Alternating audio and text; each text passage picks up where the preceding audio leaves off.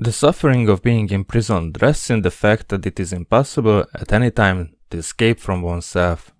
Kobo Abbey.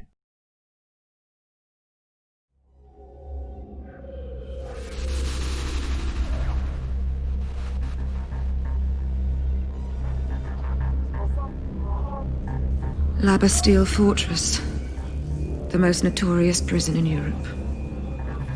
Its patients have their memories confiscated when they check in.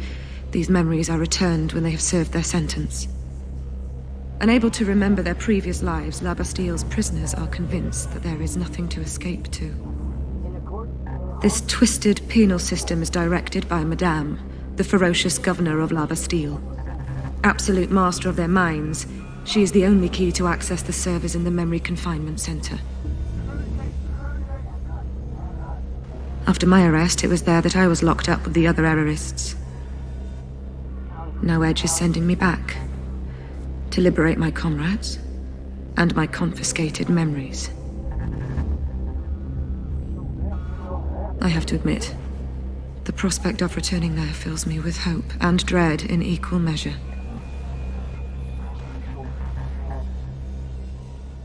Howdy.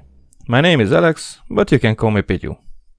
I was expecting myself not to jump between topics for this episode and stay more coherent, but looking at my draft it might not be the case. We'll see. I'm gonna talk about escapism literally and figuratively as well. I'll dive into the abyss of social media, then mental rehabilitation as trauma treatment, and after that there are going to be topics as guilt and self-loathing. So many fun words and their hidden meanings that I'm planning to unravel, while the action of Remember Me really starts to step up too. Only Madame has access to the Bastille memory servers. Trace the bitch down. Find out how to get them. Let's just rewind a bit to the initial thoughts of Nilin first. This is the prison where we escaped from and where Dr. Quaid works on the memory management of the convicts under Madame's command. Remember this sentence because its meaning will change probably more than once and not just in this episode. For avoiding spoilers, I'll only point out how Nilin refers to the prisoners as patients. You break me out and now you expect me to waltz back in there. The errorist movement is counting on you, Nilin.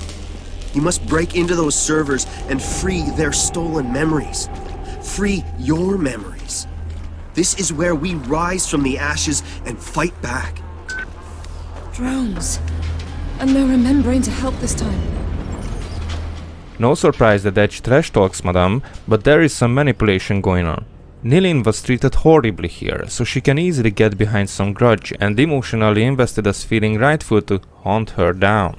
This is kind of needed because her suspicions about Edge keep her trust from growing even when their goals overlap, as Nilin says that Edge is sending her back, and right after that she says her return fills her with hope and dread as well. My guess about hope is that in the end she will understand herself and find that both of their purposes are legitimate. Then her dread is more about her sufferings here, and also that she might be going the wrong way with following Edge, or worse, with recollecting her true self. That fear in itself is one kind of a prison. The words we use can really shape our emotional connections. Dread, prison, these words disturb us.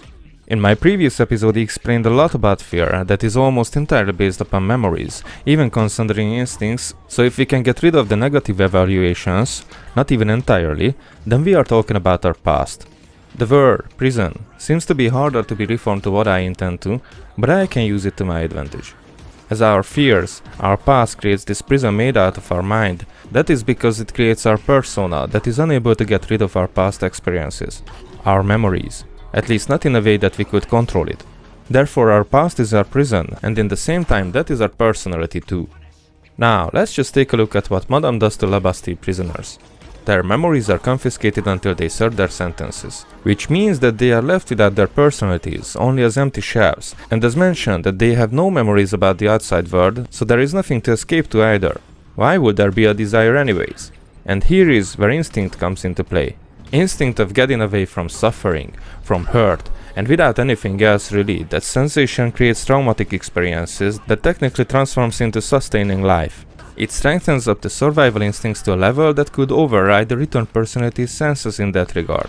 That is of course just my theory about the methods used in La Bastille, but there is the other factor that Madame has complete power over a prison of thousands of personalities, and coming from the understanding that if one person is able to control their own memories, those could be considered close to supernatural abilities, then someone with that much control could easily develop God complex.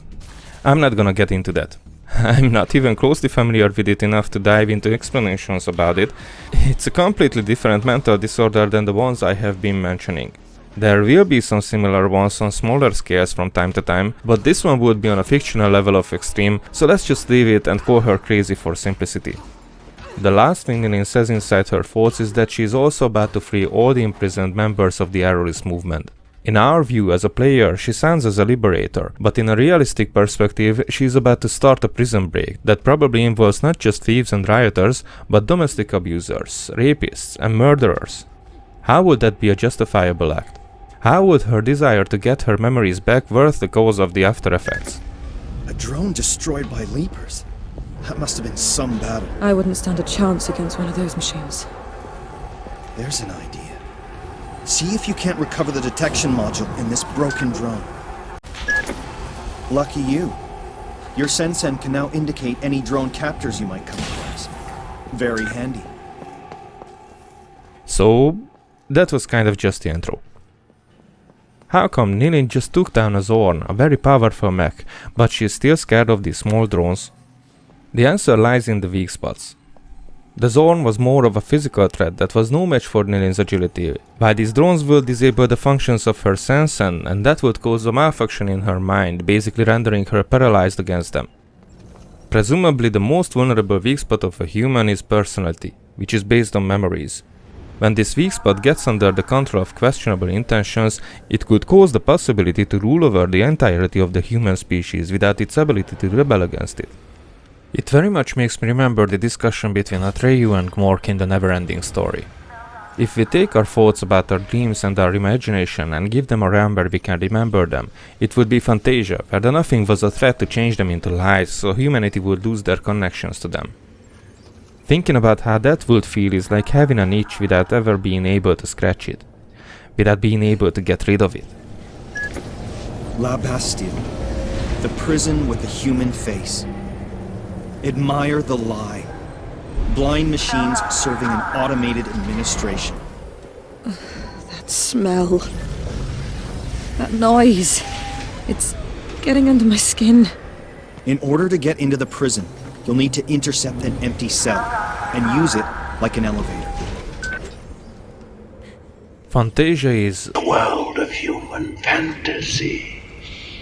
Every part, every creature of it is a piece of the dreams and hopes of mankind.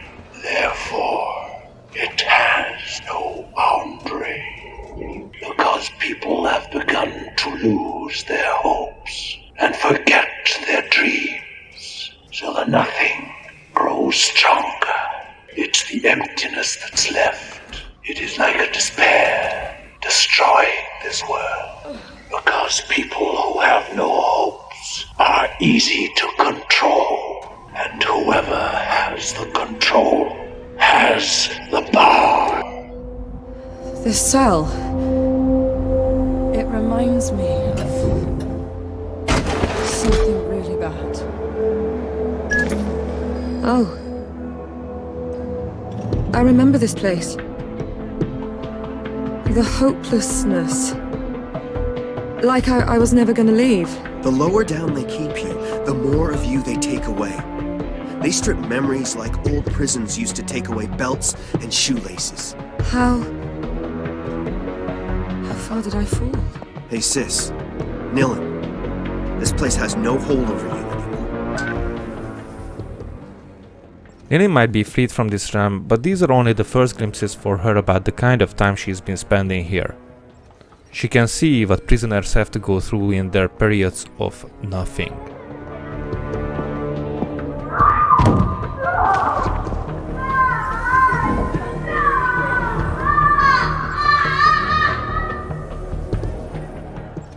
Now there's an interesting question whether it's better keeping the painful memories together with all the others that together makes up the person itself, or leaving the painful memories behind is worth leaving everything else with it and start with a clean sheet.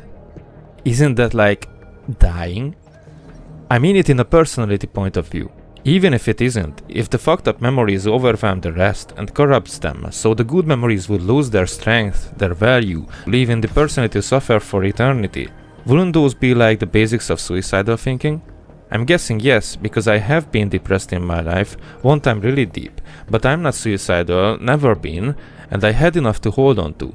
Still, the feeling of worthlessness made me wonder about how others could cope with those times, especially the less fortunate ones. Source that a terrible metro accident has just occurred in Slum 404. Surprising, because no line has run in this district for nearly 50 years. Another sabotage from Edge and his little girlfriend? Or could it be an attempt to draw tourists to this rotten district with an imitation of the ghost train? Whatever the origins, it is a scoop, and Maggie told you first.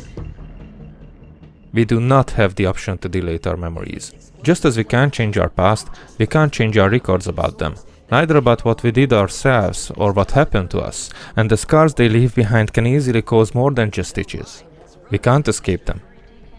Or can we? We tend to choose the method of distraction, and it's very popular nowadays in our society. It's like a whole new word, or more like countless whole new words. There's two I'd like to focus on. One of them is social media, and the other one is video games. Let's start with the latter. I think I can get through them faster. Video games have the kind of worlds built up that allows the player to visually interact with a reality designed to be more colorful, exciting and eventful than the everyday life. We can be completely different people, or versions of ourselves that we could have been if given the chance. We have the ability to start over or try again whatever we fucked up and find communities with similar desires of connection. We can jump from world to world if we get bored of one, we just quit, download another game and there we are. And we can return whenever we feel like it. Is that a bad thing? Well, what do you think? Some people are trying to blame aggressivity as a result of video games, and I think that is bullshit. If anything, I for one feel that video games help with relieving stress. I get frustrated and angry many times during playing, while in real life I'm a very calm person, but those games are my escapism where I can get rid of the excess that I've been keeping inside. They help with shutting out the world and direct my thoughts towards my own choice, so they wouldn't wander off making my mind constantly running, many times just from feelings to feelings, likely spending more time with those that are causing worry, making me feel like I have no control over my own mind, like there would be dozens of fingers pointing at me with blame, even though I'd probably know that all those fingers belong to me. Sergeant Vaughn, as much as I appreciate your services, I do nonetheless require a minimum standard to the specimens you bring us. I need healthy specimens, not trauma victims! Yeah, whatever. Just fill out a damn form. Appointment notice. Madam and Dr. Quaid are required in the interrogation block. I shall mention your slipping standards to Madame. See what she wants to do about it. Oh, gee, would you? That'd be just peachy, prick.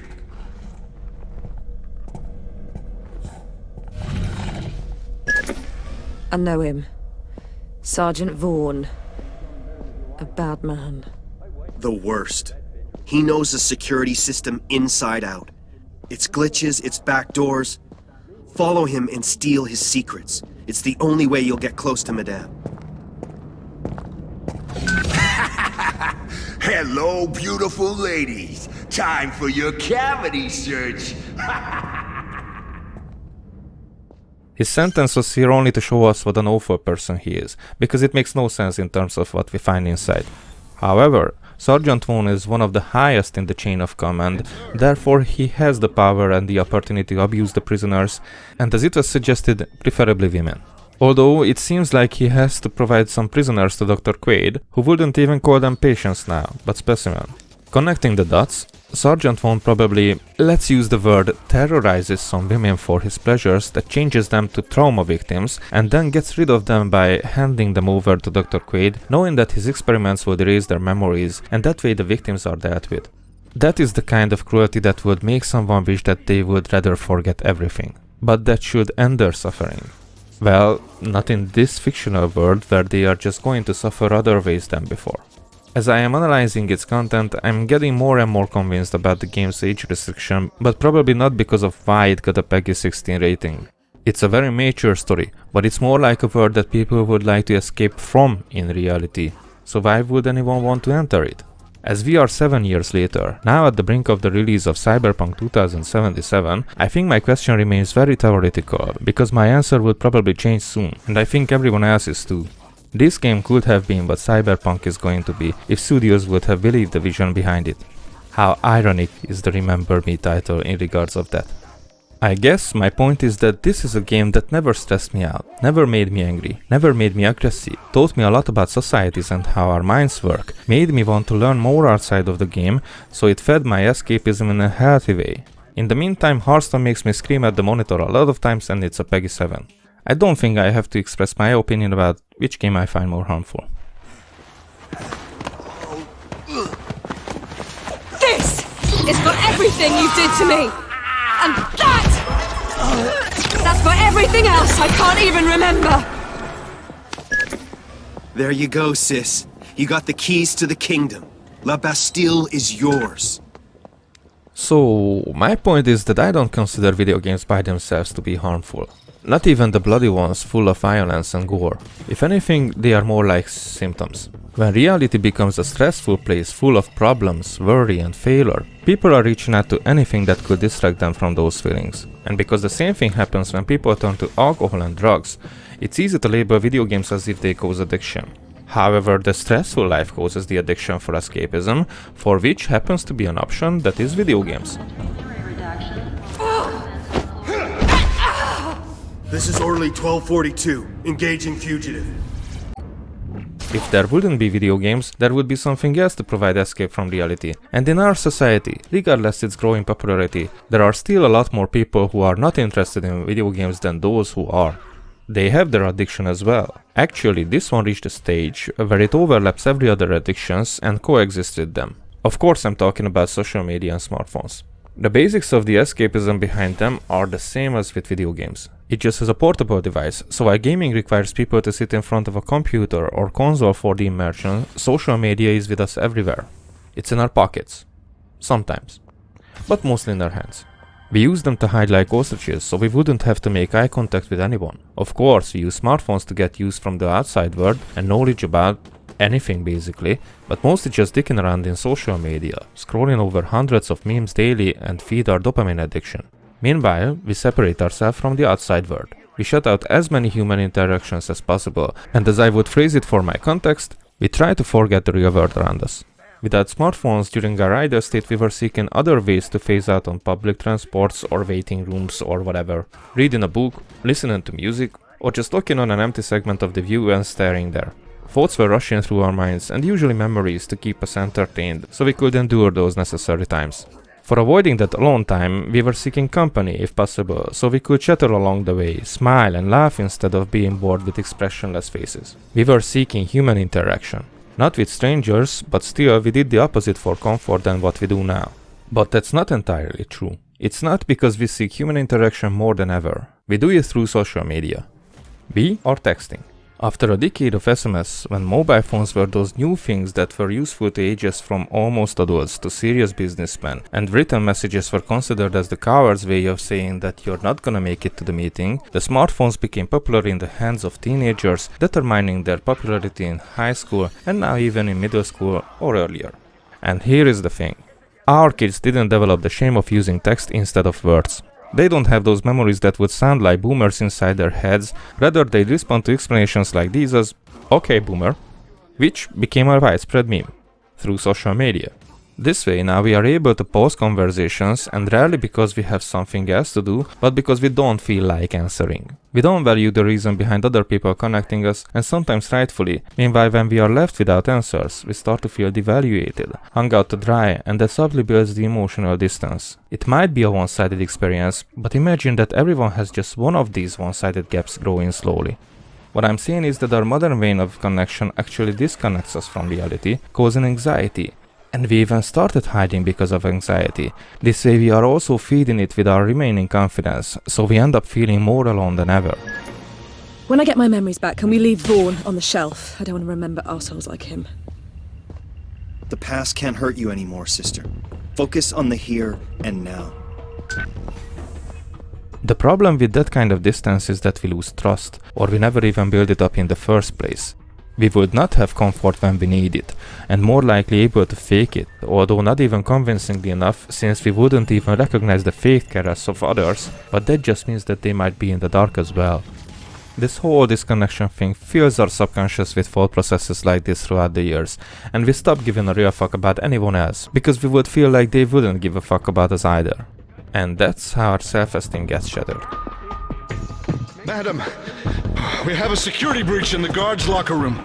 Expand, please. Sergeant Vaughn has been attacked. Total memory wipe. I want that intruder found. Double patrols. I'm activating the brain drain. The only person allowed to play with memories here is me.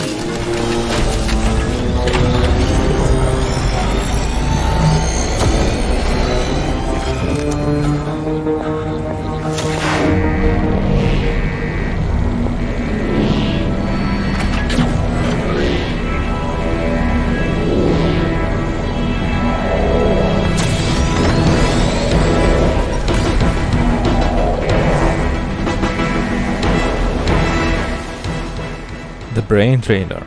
That's a good name to call it. Just stay out of the light, Lily. No wonder that people decide to have a break or quit social media entirely, and they refer to it as regenerating mentally. Just think about how an injured self-esteem is absorbing the view of the best side of all the friends on Facebook and Instagram and whatever. They seem like they have wonderful lives, while we struggle to recall memories where we felt happy, and even if we do, it might make us sad. We might feel their absence, so we avoid to remember. We just feel miserable all the way, and our brain is unable to unravel our emotional ball of yarn, because either it has no memories of how to, or they are lost under a pile of concerns about ourselves. Our remaining brain cell is trying to scream for us that maybe we should take our break from social media as well. Simple press of a button and whoosh. Cell's on its way to maintenance. Just the place for an uninterrupted 40 winks. Don't you dare to think that I don't follow the things happening in the game. Attention cell compromised. Please dispatch to maintenance. Attention cell compromised. Please dispatch to maintenance.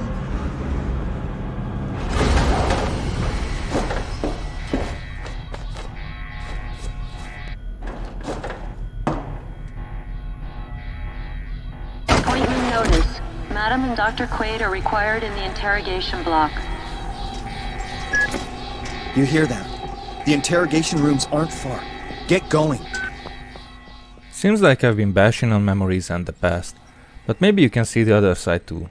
We might think that we leave our past behind, but we do visit them more frequently than you'd think. Actually, I want to use the phrase all the time.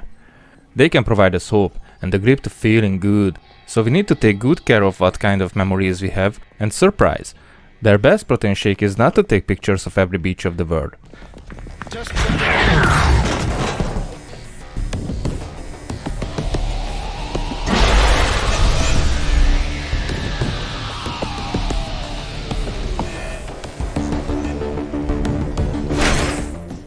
Maybe, for a very few people it is, but usually not. The best memories are the ones that are not only ours, they are the ones we share. Now, don't go and cut your wrist if you feel that you have no one that you could share memories with. They don't have to be decades old. They can be the ones you meet tomorrow. For that, you have to allow connections to happen.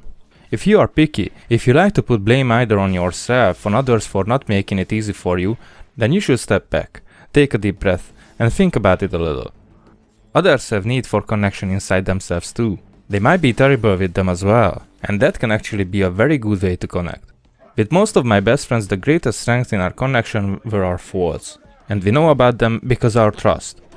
Do you see how complex this is? I said in the first episode that the cure for addiction is connection with people. It applies to social media too, and that way it can be a healthy treatment to anxiety as well.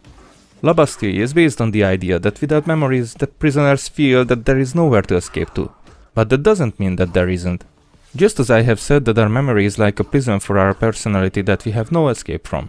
But that prison is as big as this planet and we have our freedom to decorate it.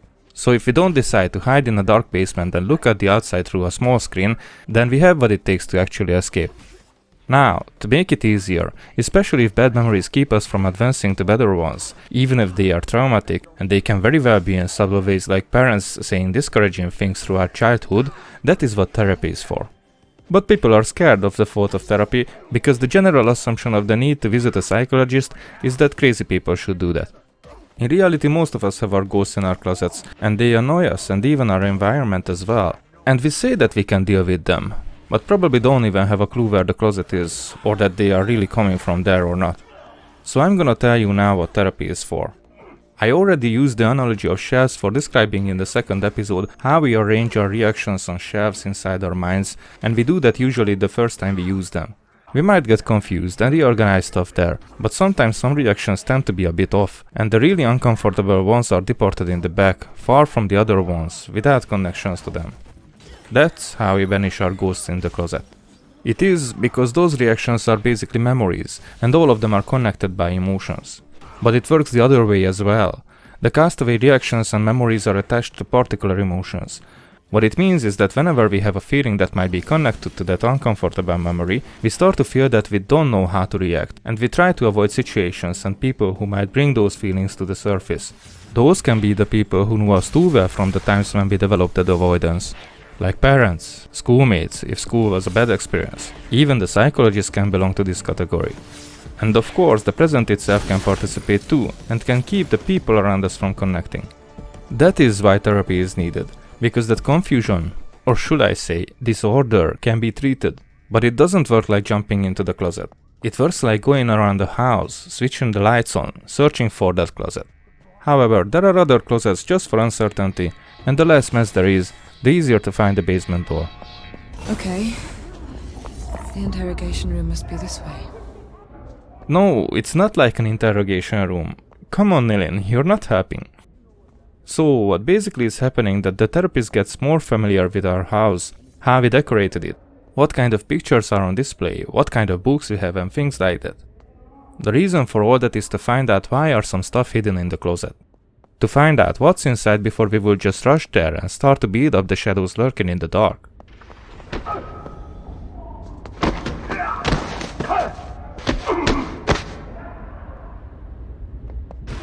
Then we'll be able to understand that our ghosts are just different kind of memories, parts of our past, parts of us, captured and kept as prisoners, tortured by misapprehension and negligence. You memory hunters are all so naive, using your gifts for petty theft.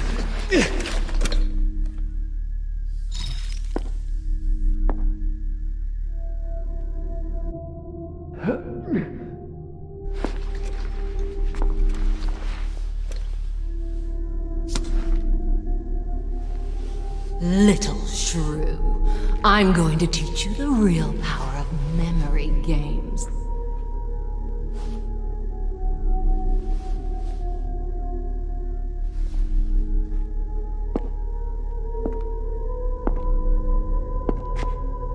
And when I've finished with you, you'll think you've always adored me.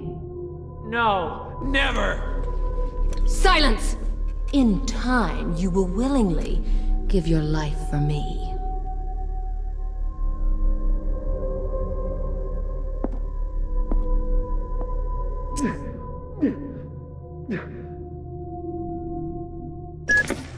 It's now or never, sis. Snatch the access to the prison servers. Honestly thought that your meager talent could keep you out of here.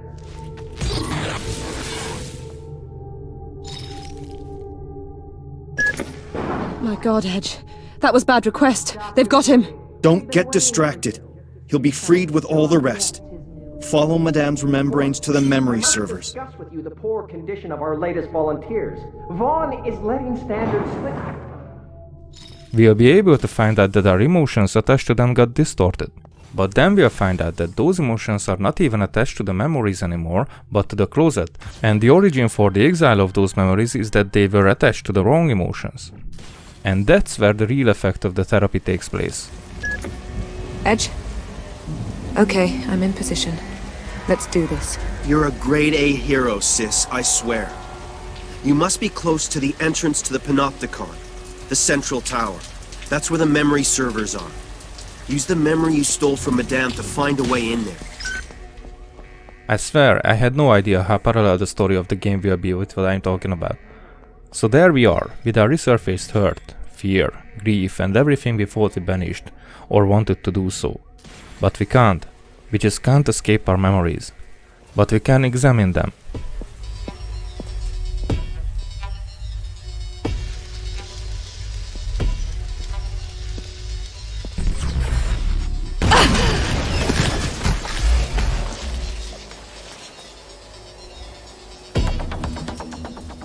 For understanding them, we need to drop our shield. There's already a very good explanation for what I'm talking about by Dr. Alok Kanaja, who is an actual psychiatrist trained at Harvard and widely known as Dr. K on Twitch and YouTube because of his work at Healthy Gamer GG. He had a talk with Michael Reeves a few weeks ago, and I'm gonna drop the link for their discussion in the description with a timestamp for the parts of the mind part, where Dr. K explains how the mind works using diagrams as well. I'm basically trying to say the same just with different examples. And just to note as an interesting thing, the issues they are talking about with Michael are about 95% the same as my issues, although we are very different personalities. So let's continue from when we found the wounded memories. There are usually more of them from childhood, but there can be ones from last year or anytime basically. As we investigate them, we can figure out how did we misconceptualize them, and with more mature, and most importantly with conscious interpretation, we can let them out of the closet and find them a more practical place in our house. Self-consciousness is the key. No. Listen to that sentence again, very carefully, and carve it into your brain. Self-consciousness is the key. Without that, you'll just stay lost in your own house forever. Every little lie we make to ourselves, and we fabricate them in mass production, gets behind our self-consciousness and makes us less aware of our own persona. For that, I'm gonna use a simple example, that when we get an insult from someone we care about and we pretend that it's no big deal, we don't care. You know, pride. So there are two options. We deal with that and process the emotional effect, and it doesn't matter if we do it right there or later when we are alone or just inside ourselves, because it's not about lying to others, just to ourselves. So the other option is that we stay in denial, and the result is an outcast memory that is connected to an emotion and it finds a place in our house where it can hide, and that is our closet. The thing is that next time we face the emotion it was connected with, our denial kicks in and our defense mechanism as well, and we end up avoiding the situation to care about someone because they just might insult us. The same with the breakup. We are emotionally hurt, so we avoid to get too close to somebody because they might hurt us. In the meantime, every new situation like that sends new memories to the closet. Imagine these kind of things happening to a child who is absorbing all the emotions from the world the first time, or just early on when they have their impact tenfold. Imagine that they are not simply lying to themselves about what a hurtful experience means, but they have no other way to understand it at all. So, if my example is that a family member insults them repeatedly, then that probably gets connected with love and trust, because a kid doesn't know anything else than to love and trust their relatives. Jump ahead 20 years and we have the kid grown up, cheerful and positive, and treats the friends alright, just never really trusts them, never lets them close, and if they eventually do get close, anxiety and suspicion poisons most of the feelings, and those can get so uncomfortable that they might try to avoid situations like that or ruin them, probably subconsciously, so they can be left alone with themselves, the only one they can really trust. That's what the common language calls as scarred for life, and no one knows the reasons. Will they stay like that forever? They might be. There's a very small chance that there comes a great enough emotional connection that teaches them to trust. But the much higher chance is through self-consciousness. A therapist can help with that, finding the closet and the ghosts. But getting rid of them? If you've been listening, then you know the answer. The purpose is not to get rid of them. The purpose is to understand them, to convert them into healthy memories, to forgive them, or make peace with them, or let them go. That's how we can free our emotions from the closet, from their prison, and walk out from our house into the world with renewed confidence and full of hope. Don't be afraid to reach out for help with that. Even if your self-esteem tells you that you're not worth it, the easiest way to make it shut up and eventually feel the opposite is to ask and turn to outside help. The only thing you really need to do is to want it enough. Nilin had outside help. I want La Bastille isolated from the network. I've done that 10 minutes ago. This must never happen again, Sergeant Vaughn. It's Dr. Quaid's fault. That leech does whatever he feels like in his laboratory. Leave Dr. Quaid out of this. La Bastille's whole reputation was stained by the breakout. Yes, madam. And get me Olga Sedova on a secure line. I've got a job for her. I swear, it's like Madame is the anger that comes from the castaway memories built up after so many years. That part of our ego is subconsciously convinced that we will eventually adore her. La Bastille is the prison, the closet, where those memories are locked up, isolated from the network. Edge is the therapist, the outside help to get Neil into the closet door. Knock knock. Gotcha. And as we turn against our fear memories to regain control over them, The only person allowed to play with memories here is me! fear, out of defense, might even turn those memories against us.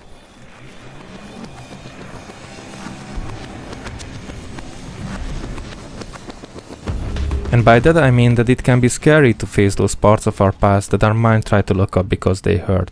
And to heal that hurt, first the memories need to be healed. Otherwise we would keep on lying to ourselves, and we can't cure lies with more lying. What we would get instead is guilt. Can be guilt over abandoning parts of ourselves. It probably involves guilt about accusing our relatives of bad behavior when we were little because they are family. They cared for us. How could we blame them? We are the bad ones if we think like that, aren't we? No, we aren't. Many times forgiveness is needed to move on, and it just doesn't happen because we act like there is nothing and no one to forgive. Like, if we admit that forgiveness is reasonable, we create the sin itself, while in reality we can finally begin to make peace with our past. And I'm not gonna lie, it can be painful, because even the residue of those emotions can trigger traumatic memories, and with them our defense mechanism to avoid everything that had anything to do with them. However, the longer we keep ourselves from change, the harder it becomes. Time is able to strengthen up our feelings after all, and it can even turn them around. We are trying not to blame those responsible because they are our mothers and fathers, but the blame is there nonetheless, and it starts to spread in every other direction, so we might alienate our friends without real intention. It adds up to the guilt. Or you might know the feeling after a breakup when we just don't get what we did wrong, but something had to be there, and we're unable to accept that the reason might be coming from them. Since when has a remembrane turned out to be hostile? Edge, something bizarre is up here. Edge won't be able to help you, dear. The game has begun, and it's my turn to play. All the while, projecting guilt to someone else is also a popular sin to divert the blame.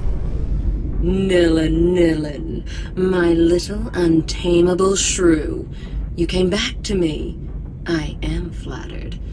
You seem upset, my darling. Let's stop these silly games. Come up. I'm waiting.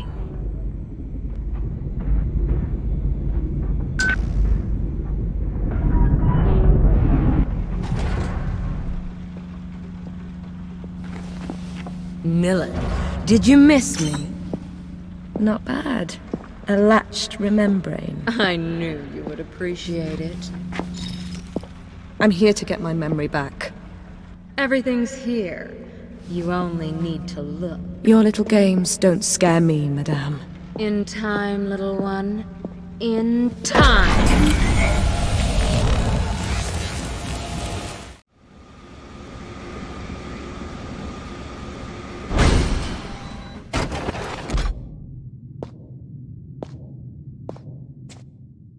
No wonder that in all the confusion, some are lost, while others are using them to their advantage. Not everyone is innocent. Lots of times, childhood really fucks up some people.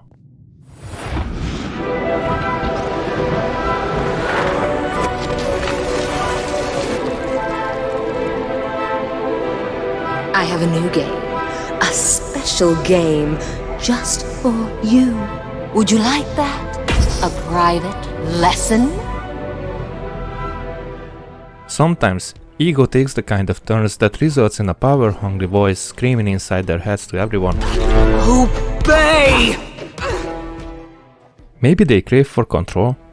It feels like it, and seems logical too, in its own fucked up way. Let me summarize one more time. Personality is based on memories. They are in connection with emotions. If they are influenced by hurtful ones, like fear and humiliation, our defense mechanism recognizes them as our most vulnerable ones and might exile them into the prison of our minds, where we can avoid them and at the same time protect them. Those are the parts of our personalities that we have the least control over. They can affect us in different ways, and our insecurity might be like, Let's play another game. And that game is about trying to regain control. They feel like they are missing their power, and their arrogance wouldn't let them look after it inside themselves, so they project their insecurity around into their environment while trying to hide their own needs. In other words, protecting their vulnerability. But at the same time, they demand their control, as if it was stolen from them. They want it back, so they try to manipulate everything and everyone around them to their own advantage. Enough of this! You cannot defeat me!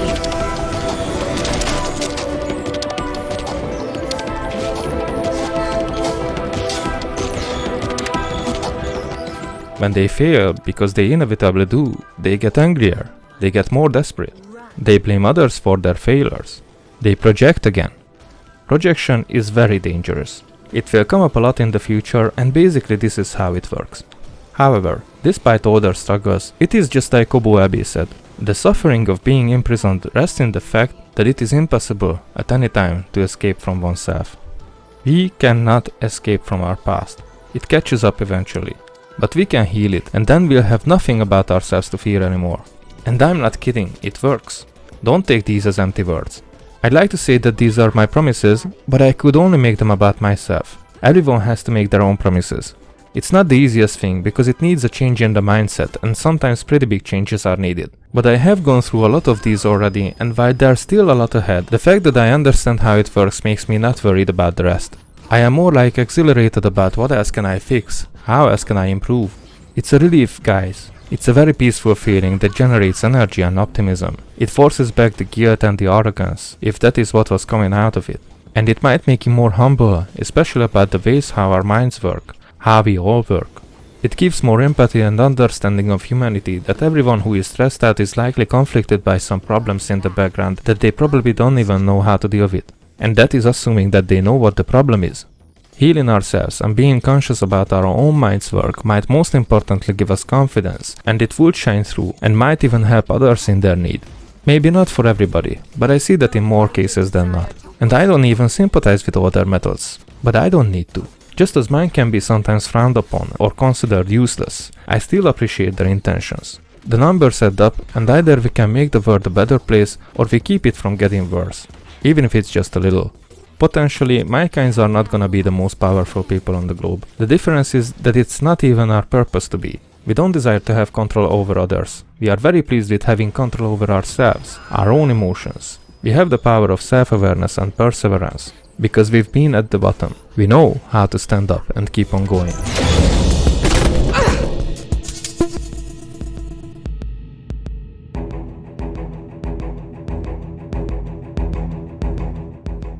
And it's not a surprise that our toughness wouldn't be identified as such. There are people who spent all their lives to make themselves look tough, either with their appearance or their behavior.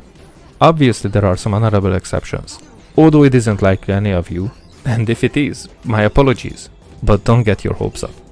But seriously, what I mean is that they are rare. And for the rest, whom I'm gonna insult with the adjective shallow, we seem weak and submissive. And it's their right to think whatever they want, this is not an argument about that. But they've been working on throughout their whole lives to differentiate themselves from us. How likely would you think that they would allow themselves to admit that our ways can lead to what they were craving for this whole time? Just think about it. Because I think that even the assumption would make them offended. Many of them would like to beat us up to prove us wrong, showing us that we are the weak. Inferiority complex at its best. Many of us know about that coming from the other side of the spectrum, which is the compulsion for conformity. That is when there's no need for someone else to beat us up for being weak, because we do that to ourselves anyways. I don't even need anything else to prove my point. The beating up is just not the way. That is why it doesn't work. That is why things don't change like that. Either we bully ourselves, or others bully us, or in most cases, life in general bullies us. And what is the way to stop that? Stand up against them. But that doesn't mean that stand in front of them and take the beating. If we are physically weak, then we should get the hell out of their way. But then we shouldn't do the same to ourselves when they are not around. And no reason to plan our revenge on them either. It's just like throwing more ghosts into our closet. Actually, that's how we would let them win. Because that's the way to end up torn to pieces, with parts of us separated, leaving us in fear from every direction. But we need to be careful, and not blaming ourselves for our situations. If you're in a place like that, Don't beat up yourself with guilt. It's not your fault. It's not your fault. Go watch Good Will Hunting. It's not your fault. Go and let yourself cry together with Matt Damon and Robin Williams. You're allowed to do that. Because it's not your fault. That movie is a really accurate experience about how the coolest guy around might deal with some real shit deep down, causing him to keep distance from everyone and to make some wrong choices. But also shows that the redemption might not be what is expected. That the enjoyments of life are much more precious after the mental shackles are ripped off, because that is when we finally become free of our burdens.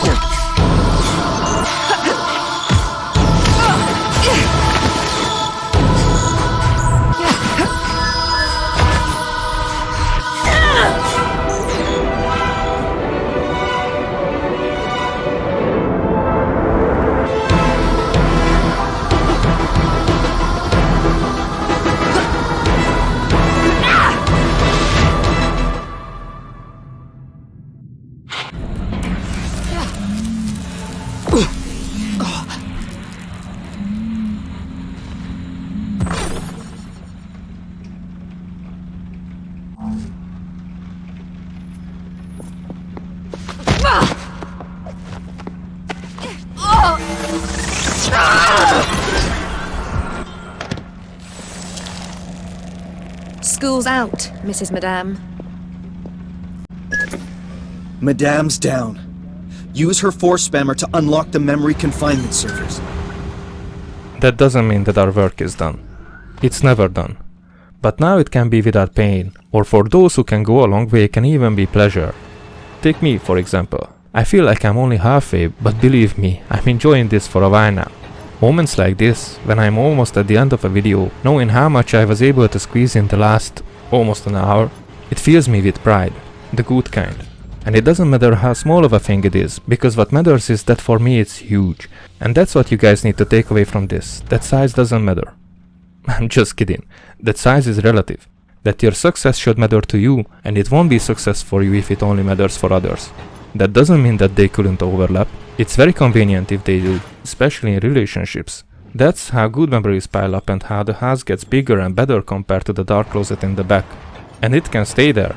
After it causes no more harm, it's more like a source of advancements to make it an even more comfortable place where others are welcome and people can sit down to talk about the happy times. Maybe I have overused the metaphor, but still, for most people that can actually be the best outcome and the greatest achievement of their lives. Memory confinement protocols disengaged. Syncing back up with Origin storage media.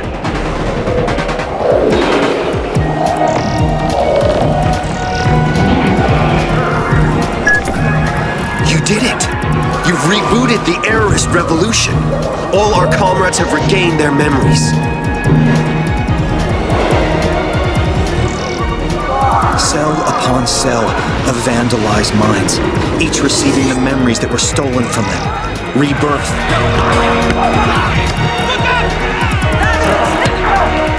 Momentarily adrift, their minds cling to anger, fueling their newfound liberty with an immediate need for action.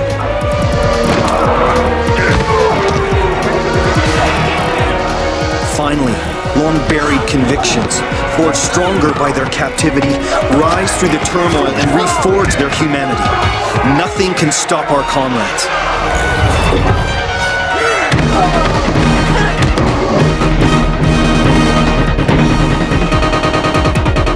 Where are my memories? I don't feel anything. Don't worry. If there's one thing that works here, it's their backups. Your turn is coming. Edge! This is only a partial restore. There are still holes. I can feel them. Blind spots. It's not the whole picture. Something's wrong. Madame might have transferred your memories elsewhere.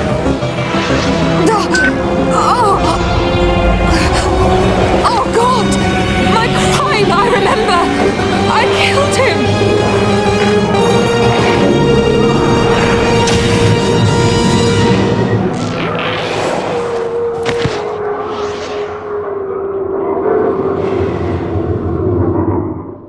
Sir, the courthouse ceremony will begin shortly. We're heading to your I know. now. Just give me a minute. Calling Alexia. Unable to connect. Please leave a message. Alexia, damn it, call me. The whole of Paris will be watching my appointment ceremony. You can't let me down like this. I need you there.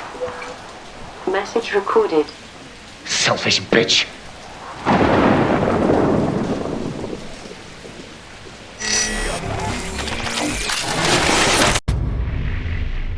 For my conclusion regarding this episode, I'm kind of repeating myself that without our memories intact we don't get the whole picture. We might fall astray easily, we might end up pressured by guilt, and we might not be able to handle our anger properly. Bringing them to the surface, we might dig up some things that we probably would have left forgotten. But that's what we did all this time, and that way we could never correct them. By facing them we might not even think that we deserve redemption. And that is exactly why the treatment is needed, so we could improve instead of letting things get even worse.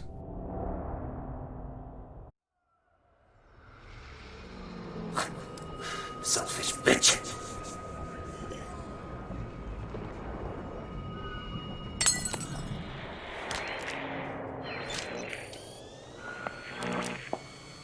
I gave you more than I ever took, Frank. You had my best years. Bullshit. You'll ruin my career before it's even started. Because I won't be standing next to you in a photo? Get real, Frank. I'm not gonna pretend anymore. Alex, don't you dare walk out! Fuck you, Frank! Alex! Sometimes even the best intentions can end up with the worst results. No wonder that the road to hell is paved with them. The only way mistakes can turn out to be useful is if we can learn from them. History est magistra vitae, as Cicero said, meaning history is life's teacher. For the evolution of one human or the entire humankind, the way is to learn from what we did wrong, so we will be able to leave behind what we did right, so others could steer clear of the same mistakes. Although someone's mistake can be someone else's success. And we are different enough to maybe have an opportunity where others have just simply looked the other way. I gave you more than I ever took, Frank. You had my best years. Bullshit. You'll ruin my career before it's even started.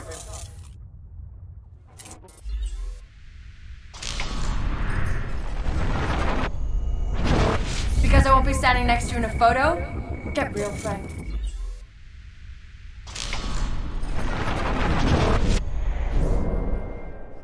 Alex, don't you dare walk out! What are you gonna do? Shoot me? You can't even stand up straight. Be serious, Frank. You never even take the safety off. Alex!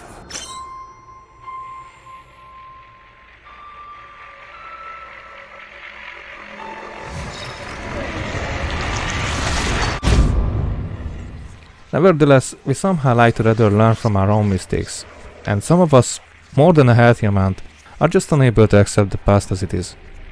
And that can lead to tragedy.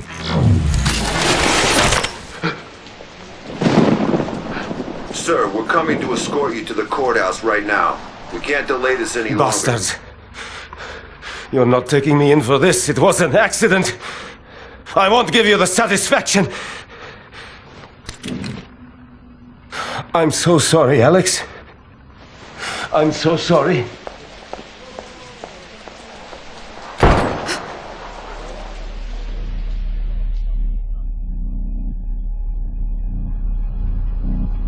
All right, Frank, you win. I